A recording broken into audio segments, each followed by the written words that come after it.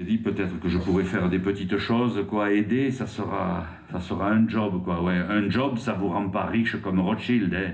Non, d'ailleurs on dit pauvre comme job, hein. C'est pas, bien sûr, un job, c'est ça les jobs maintenant, mais... Et il est arrivé à la pâtisserie du Kaganer. Il y avait écrit « Le Kaganer, maître pâtissier ». C'était un type, le Kaganer, immense, avec un petit chignon sur le truc, comme les sumotori du Japon. Il avait un ventre, on voyait d'abord le ventre, après on voyait le type.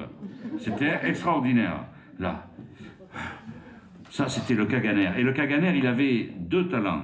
Le premier, que je vais vous décrire très vite, le Kaganer, sa devise, c'était « Minsobe Kaga Fort ». C'était, voilà. Et il était connu parce que quand il était en crise, il s'enlevait les pantalons, il allait derrière chez lui, et POM! D'un coup, comme ça, d'un coup de canon, si vous voyez, il arrivait à traverser le petit étang qu'il y avait derrière chez lui. Oui, oui, il pouvait crépir les murs, c'était un type... C'était son talent de société. Bon. À côté de ça, le Kaganer était respecté par ses collègues et par les clients, parce que c'était lui l'inventeur des oranges et des citrons givrés sur une crème anglaise et nappés d'un coulis de glaçons frais sur lit de glaçons. D'ailleurs, il y avait une immense machine à glaçons dans sa boutique, avec un petit divan, quelques chaises, genre un peu salon de thé chic de campagne, quoi, voilà.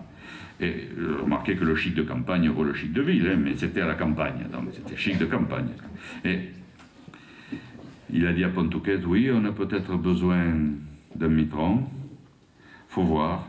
Dans la boutique, il y avait la femme du Kaganer, c'est elle qui vendait aux clients. La femme du Kaganer, pour vous la décrire très vite, c'était une femme d'une telle beauté que, avant de la voir, les horloges ne branchaient pas. Elles étaient les aiguilles à 6h30, tout se passait bien. Dès qu'on la voyait, les églises allaient taper à midi tapant, sans passer par moins le quart. Elle avait un charme, elle avait une bouche d'une sensualité, un sourire qui vous envoûtait, un décolleté à vendre des chocolatines toute la journée.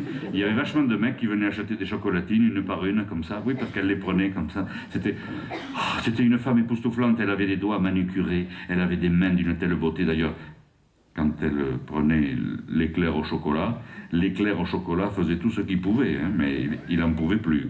C'était les macarons. Tenez, les macarons, d'habitude, ces bonhommes, ils se pomponnaient de farine comme des va-t-en-guerre, ils bombaient le torse. Les millefeuilles, ils bavaient escargotement de plaisir dès qu'elle les touchait. Comme ça, on aurait dit des xylophones qui étaient là.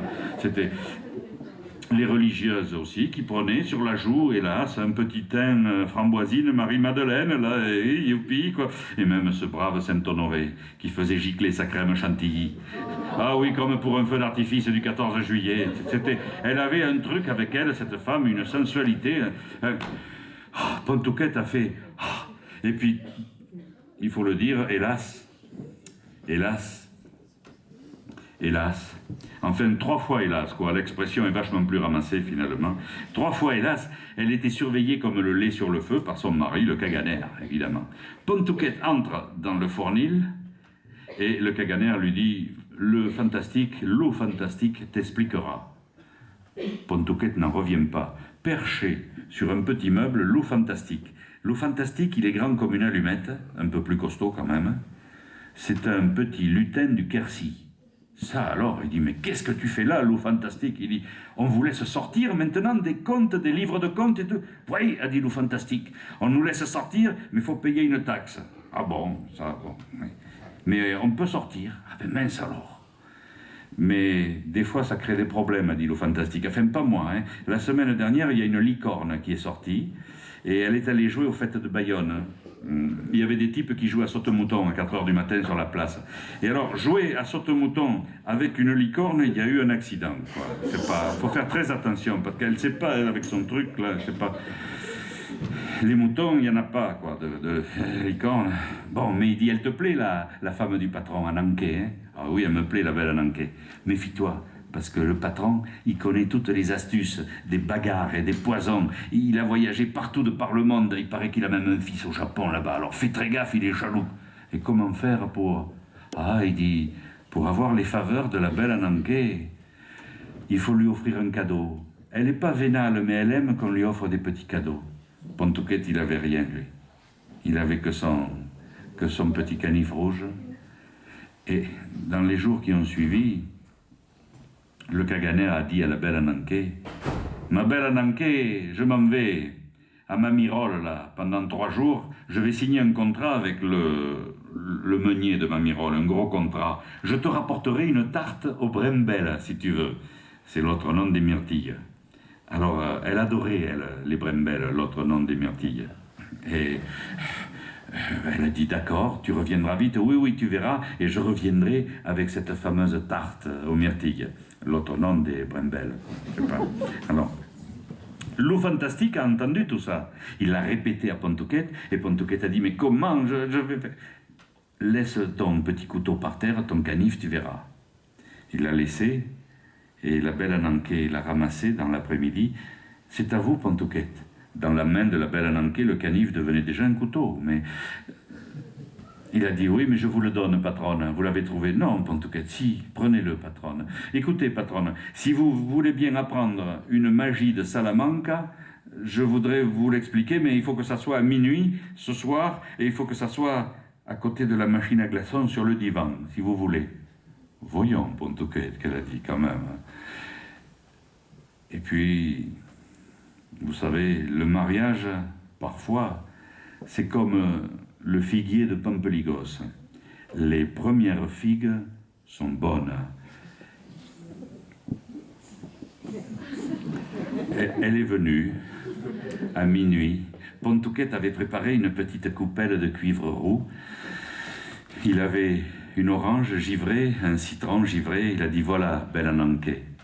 Voyez, je vais presser le jus de ces oranges, de cette orange et de ce citron. Ça va faire une citronnade orangée, une orangeade citronnée. Voilà ce qu'on dit à Salamanca. Maintenant, quand c'est dans la petite coupelle de cuivre roux, je vais bégayer, bredouiller, barbariser, je vais berbériser des mots d'amour. Alors, écoutez bien. Et il a fait... Et maintenant, c'est à vous, belle Ananké. La belle Ananké, elle a accepté, elle a attaché ses cheveux derrière, et puis... elle a baissé son cou. Pontouquet, lui, était légèrement de 3/4. Il voyait la naissance de sa nuque, il voyait le lobe de son oreille, et il avait tellement d'amour, tellement de désir aussi, qu'il s'est dit que c'est cette image qu'il voudrait voir si un jour il avait une autre vie dans un autre monde, en premier. Et la belle Ananké, elle a barbarisé, berbérisé, bredouillé, bégayé des mots dans l'orangeade citronnée. Quand elle a eu fini, Pontouquet a dit, voilà, à Salamanca, à l'université, là-bas, on apprend que quand 2 personnes disent des mots d'amour dans la même écuelle de cuivre roux avec la même orange et le même citron, ils resteront ensemble pour toute la vie et peut-être plus. Mais pour le plus, ils disent consultez les religions, elles expliquent. Bon, d'accord. Peut-être moins aussi. Ils disent aussi, consultez la vie, elle explique aussi. Bon. Mais enfin, c'est quand même pas mal, la belle Ananké a dit oui. Mais c'est pas fini, belle Ananké. Pontouquet a pris l'écuelle de cuivre roux, il a arraché le tuyau de la machine à glaçons qui donnait de l'eau, et à la place, il a versé précautionneusement l'orangeade citronnée, la citronnade orangée. Et puis il a invité la belle Ananké à s'asseoir sur le divan avec lui, pour attendre. Oh, ils n'ont pas attendu longtemps. La machine à glaçons était très perfectionnée. On a entendu comme un cric-crac, comme si on déversait les noix. Cric-crac. Et puis comme si un régiment de mémés descendait des escaliers de pierre. Cric-crac. Mais un régiment, vous savez, comme les mémés qu'on voit dans les bus, là, des petites beuves avec les cheveux bleus, là, comme ça, là. Là, ça faisait un bruit, mais un bruit de fée, bien sûr. Et puis il y avait une grande boîte en forme de chistera qui retenait les glaçons, et ça a été très facile de récupérer les glaçons qui étaient de couleur ambre, l'orangeade citronnée. Il les a remis dans l'écuelle, Pontouquet, et il a offert à la belle Ananké. Et la belle Ananké lui en a offert aussi à lui. Et dans ces glaçons à elle, elle avait mis des cris pétillants comme des sodas. Elle avait mis Elle avait mis des mots qu'on ne confie que tard le soir au convent d'un oreiller. Elle avait mis des paroles avec des chemisiers à son odeur, à elle. Elle avait mis coquetterie pâtissière. Elle avait mis le verbe avoir et le verbe être pour leur faire oublier qu'ils ne seront jamais que des auxiliaires.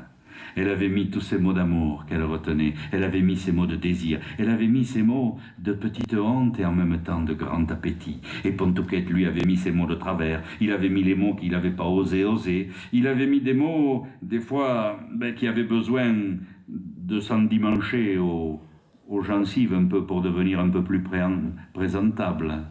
C'était un tournoi bilingue, enfin, bilingue. Ils s'échangeaient les glaçons, ils étaient bien, ils sont restés longtemps ainsi, soudés, comme les neiges du mont Fuji. Ils étaient tellement bien l'un